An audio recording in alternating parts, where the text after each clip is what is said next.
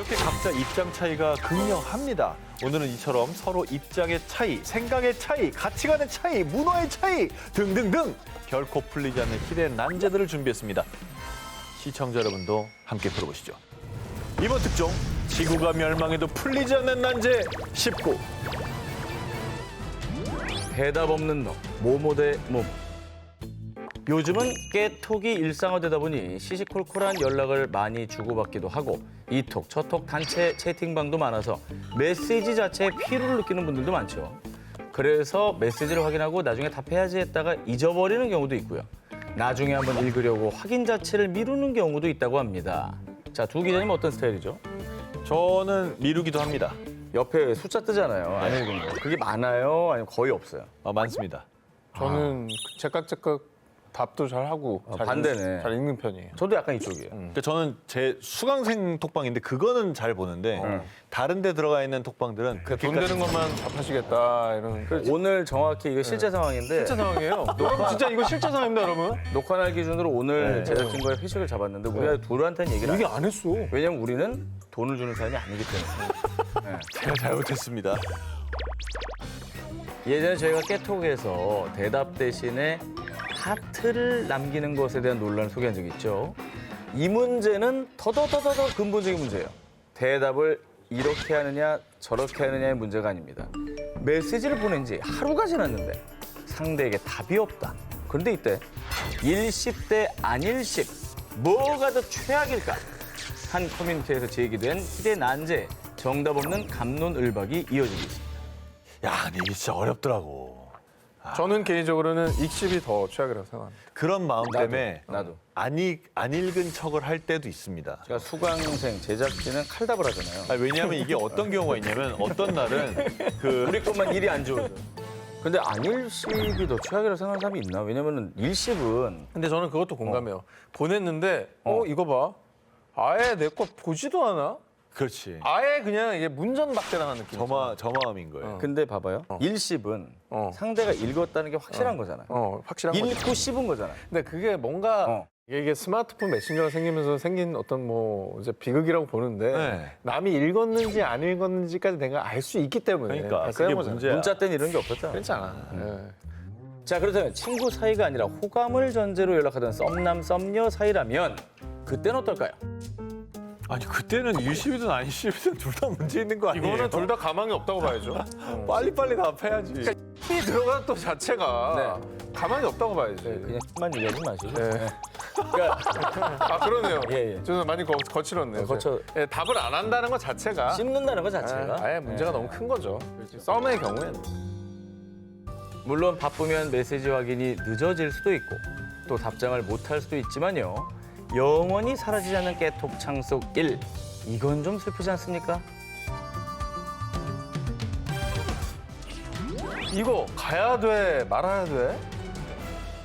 제가 만약에 두 분과 다음 주 일요일에 만나기로 했는데 약속 당일 어허. 제가 다시 연락하지 않는다고 한다면 응. 두 기자님은 약속 장소에 나오실 겁니까? 안 나오실 겁니까? 저는 연락을 할 거예요. 오고 있니?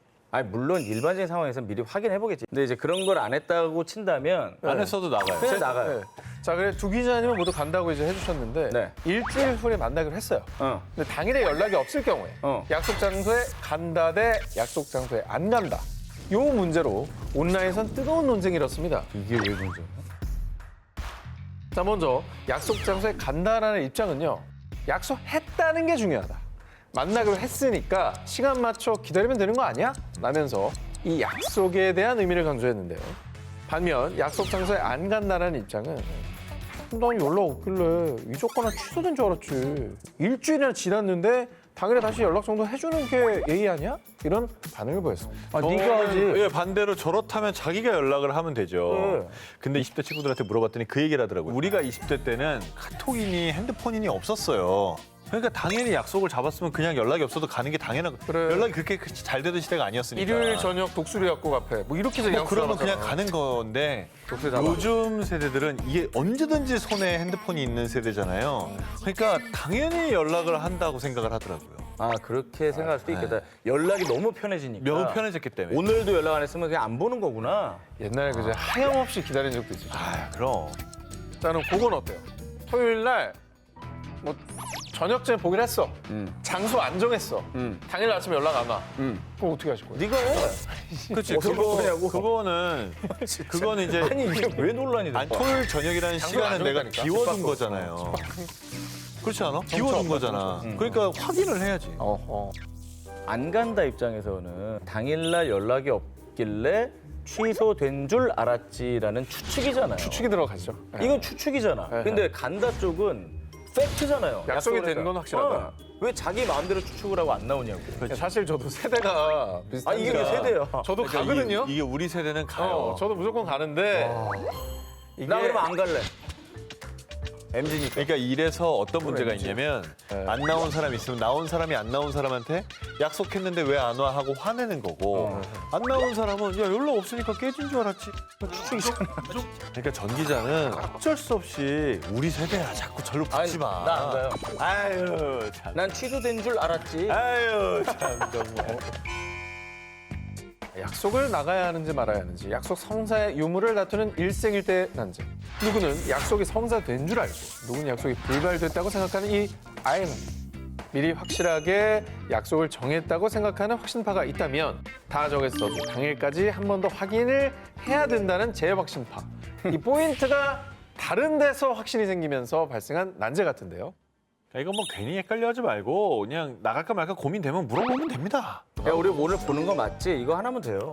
그럼 당연하지. 나 가고 있어. 이렇게 답이 오면 끝나는 거니까. 이게 논쟁을 이렇게 논쟁할 게 없나 싶을 정도로 난 이해가 좀 안 되네. 구체적인 일정 다 잡고 당일에만 연락 없을 때는 약속 성사일까요? 아니면 취소일까요? 이거 좀 누가 답을 하시면 정해 주십시오. 친구 애인의 뭐뭐 말한다 안 한다. 이번에 고민해볼 난제. 이거 정말 눈물 없이는 못 들을 사연입니다. 백화점에 갔다가 남자친구를 봤어요. 친구 커플이 다정하게 데이트 중인 것 같아서 인사하려고 다가갔더니 글쎄 손잡고 있는 여자가 제 친구가 아닌 거예요. 아이고. 친구랑 굉장히 친한 사이인데 이걸 친구에게 얘기해야 할까요? 말아야 할까요? 우연히 알게 된 친구 연인의 바람. 친구에게 얘기한다. 얘기하지 않는다. 두 기자님은 어떤 선택을 하시겠습니까? 이건 진짜 어렵습니다. 저라면은 서로의 이해관계가 다르기 때문에 굳이 남의 연애사에 껴서 말을 전달하지 않을 것 같습니다. 왜냐하면 제가 본 게 뭔가 잘못된 걸 일만의 가능성도 있다. 손을 잡고 있는데 뭘 잘못 봅니까? 예? 손을 잡고 있는데. 아니 뭐 팩트예요, 그럴 팩트. 수도 있으니까. 왜? 100%는 아니. 세상에 100%가 어디 있어? 아, 그럴 수가 있다고 생각하시는군요. 저는 어렵지가 않습니다. 아 그래요? 저는 그냥 그 입 다물라. 그 입 다물라. 그럼 나 똑같네. 똑같아요. 아니, 그러니까 저는 절대 얘기하면 안 돼요. 그냥 그들이 알아서 하게 놔둬야 됩니다. 어떻게 개입을 해도 모든 화살이 나한테 와요. 아니 비슷한 얘기를 들은 적이 있는데 그래서 정말 부담을 갖고 얘기를 했어. 네. 둘이 막 겁나 싸워. 안 돼. 근데 화해를 해. 그러니까 이럴 경우에 나만 바보 되는 거야. 나는 그 친구를 못 봐. 나는 못 애매해져요, 봐. 예. 그 여자도 못 만나. 그래. 이게 애매해지는 끼면 거야. 안 된다니까. 자, 한 커뮤니티의 절친의 연인이 다른 이성과 바람피는 걸 알게 됐는데 친구에게 말을 해야 하나 말아야 하냐는 고민에 누리꾼들은 판단은 당사자가 하게 하고 일단 말하는 게 맞다라는 의견과 단편적인 것만 보고는 정확한 상황을 판단할 수 없다. 괜한 이간질이 될 수 있다라는 의견으로 갈렸습니다.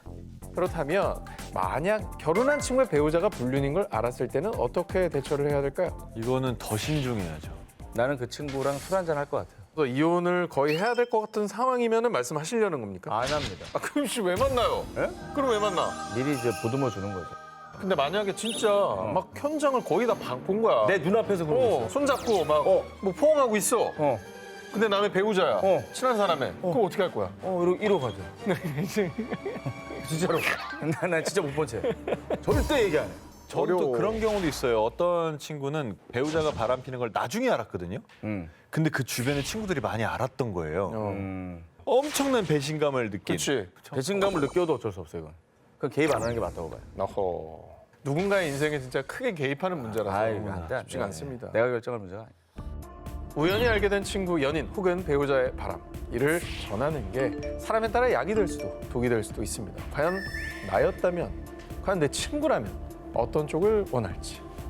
또 신중하게 생각해보고 결정을 해야 할 것 같은데요. 그래도 결론 내기 쉽지 않은 희대의 난제가 맞긴 한 것 같습니다. 더 최악은 모모 대 모모. 이번 난제는 온라인에서 찬반 토론이 뜨겁게인 난제입니다. 한 앱에서 설문조사를 진행한 결과 여성의 54%는 A, 호호. 남성의 52%는 B를 선택. 호호. 우열을 가리기 힘들 정도로 양측 의견이 팽팽했습니다. 바로 고객이 전화를 받지 않아 삐 소리 이후 음성 사상으로 연결됩니다. 어느 날 갑자기 연락이 끊겨 결국 헤어지게 된 잠수 이별. 오늘도 전화를 안 받네. 우리 그만하자. 어? 나 다른 여자 생겼어. 나와 헤어지자마자 다른 사람을 사귀는 환승 이별. 잠수 이별 대 환승 이별. 더 최악의 이별은 무엇입니까? 입니다. 야, 근데 나는 여자 쪽이다. 잠수가 최악이야. 저도 잠수가 최악입니다. 환승이 최악 아니야? 그래? 바람 핀 거잖아. 바람을 펴도 내가 마음을 싹 정리할 수가 있잖아. 근데 잠수는 이게 나한테 마음이 떠났는지 사고가 났는지 너무 답답하잖아. 그러니까 차라리 나한테 마음 떠났어? 저 사람이 더 좋아? 글로 가. 이게 오히려 빨리 결정을 하니까 내가 대응하기가 좋잖아요. 물론 나는 마음이 너무 아프지만 빨리 결정할 수 있습니다. 근데 저는 잠수 이별은 사실 고통이 별로 저는 없을 것 같아요. 오히려. 그냥 가. 근데 환승이라는 건 내가 뭐가 문제가 있나? 나를 능멸했나? 와, 난 완전 반대인데. 그간 숱한 토론을 거쳤지만 여전히 풀리지 않는 난제. 먼저 잠수 이별이 더 최악이라는 사람들의 주장은요. 상대가 왜 갑자기 연락이 안 되는지도 모르니 그래. 당황하고 걱정하다가요. 내가 뭘 잘못했나? 그래서 연락 피하는 건가? 대체 상대방이 왜 그러는지 고민하고 자책하며 긴 시간을 고통스럽게 보내야 한다는 건데요. 게다가 환승 이별은 분노가 먼저라 상대를 빨리 잊기라도 하지. 잠수 이별은 걱정에 슬픈 감정이 먼저라서 상대방을 잊는데 더 오래 걸린다고요. 이 끝을 모르는 기다림이었던 잠수 이별은 이별 후유증이 더 오래 간다고 합니다. 너무 고통스럽잖아. 환승 이별이 더 최악이라고 주장하는 사람들은 상대방이 바람을 피웠다는 배신감, 분노, 여기서 끝나지 않는 게 문제라는데요. 내가 그 사람보다 많이 부족해서 뺏겼는가 싶은 게 환승 이별 당하니까 자존감이 바닥을 치더라고요. 환승 이별의 트라우마가 심각하다고 합니다. 잠수 이별한 사람 다시 만날 수 있을 것 같거든. 근데 환승 이별한 사람은 진짜 못 만날 것 같아. 나를 만나는데 다른 사람 만나고 하니까 너무나 찝찝해. 그리고 나중에 같이 돌아다니는 거 내 눈에 띌 거 아니에요. 저기 사랑하는 사람이 잠수 이별을 했는데 알고 보니 잠수 이별이 아니라 어디 납치당했어. 그럼 어떻게 할 거예요? 그럴 수도 있잖아. 그러니까 그거랑 구분이 안 그건 되잖냐는 거죠. 이별이 아니잖아. 그러니까 구분이 안 되잖아요. 당하는 사람 입장에서. 납치당한 것도 이별로 간주하고 그러니까 헤어져버린 이별이 거야. 된 다음에 잠수냐 환승이냐 선택하는 거 아니야? 아니죠. 아니야. 이별 거야. 자체를 저렇게 하는 거지.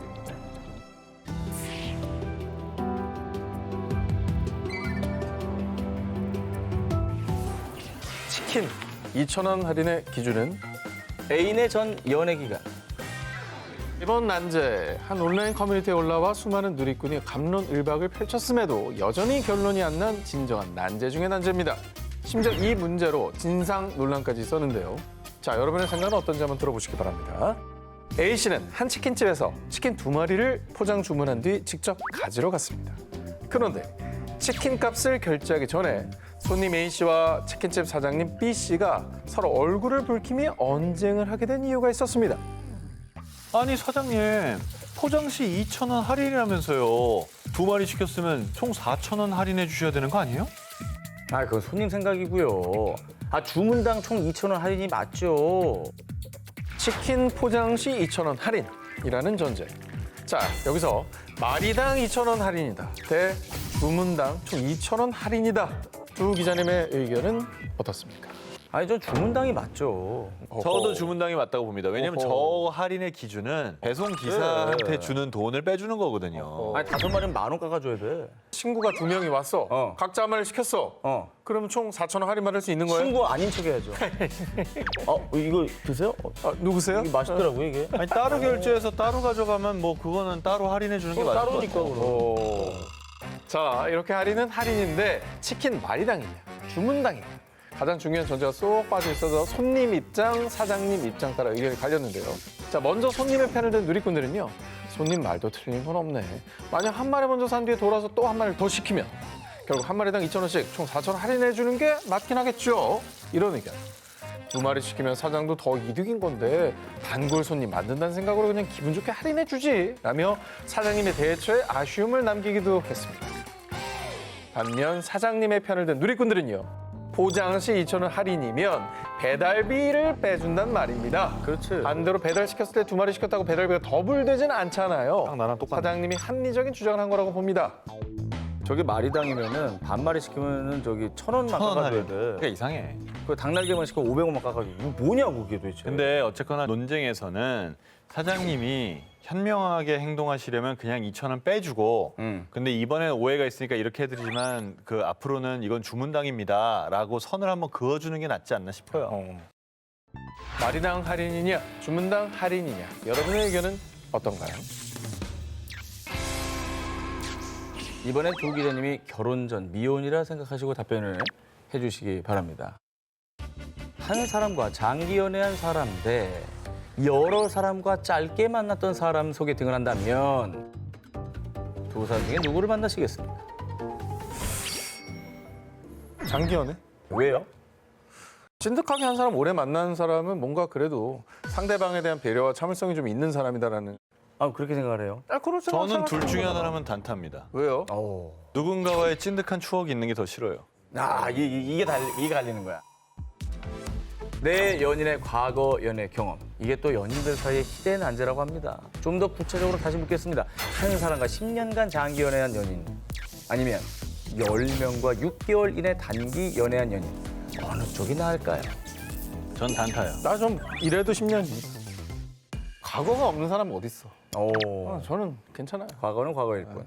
근데 뭐 어쨌거나 이런 건 다 과거에 벌어진 일이고 네. 나하고의 관계는 나하고 만들어가는 거예요. 그 사람의 어떤 습관이나 이런 거가 패턴처럼 반복된다라고 생각할 수 없습니다. 자, 그러면 두 기자님이 이해할 수 있는 장기 연애 기준은 몇 년이라 생각하시나요? 자, 3년 정도는 장기 연애입니까? 장기지. 장기. 1년은 뭐 그건 있을 수 있다. 그럭저럭. 8개월. 그건 짧은 거지. 갑자기? 4개월 만에?